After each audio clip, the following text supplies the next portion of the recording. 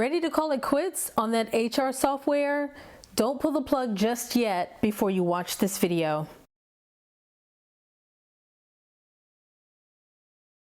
I'm Yannicka, and I'm here to help you find the right HR software for your business, as well as offer some tips on how you can use HR technology to create a better work experience for your employees. In this video, I will go over the top 4 things that you should do before pulling the plug on that software. So let's dive in. First up, you would need to determine whether or not your needs have truly changed within your organization. Have you expanded in location, size, or just your needs overall have changed? Has your software vendor undergone some changes or new features that have rolled out that your organization just can't use? Or perhaps you have been with this software company for 3 to 5 years, which seems to be the ongoing cutoff for most software vendors. Therefore, you have determined that this software cannot be scaled to meet the needs of your organization anymore. Next up, the ability of customizing the software. Sometimes softwares just aren't capable of being customized.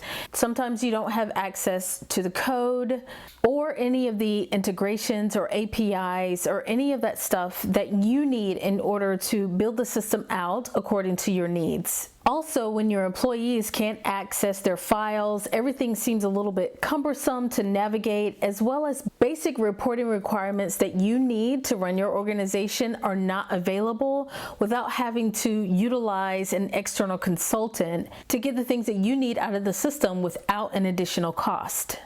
Next up, you would need to speak with your customer representative. Most software companies have some sort of point of contact that you can reach out to so you can have a conversation with them regarding the needs of your organization and some of the features that you would require to continue on using that software. Some of the larger scale software companies will have a utilization report that's published every month. So then you can see whether or not you're actually utilizing that software to its fullest capacity.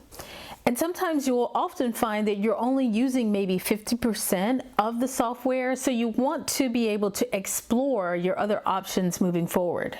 You also want to investigate whether or not there's some features that you could actually be using that you haven't implemented yet. And so these are a few things that you need to look into before calling it quits. And lastly, if your contract terms are not being met, let's say that you signed a contract and this software was promised to do all of these wonderful things, but it's actually not capable of doing mostly any of the things that you initially requested in the beginning. So unfortunately, the software was implemented under false pretenses. So it's up to you to make sure that the software vendor is held accountable for the promises that they made, unfortunately. And on a side note, this is the reason why you need to have like an extra person who is there, maybe a project manager or a product owner or a stakeholder who is there to kind of make sure that all of the things that you're requesting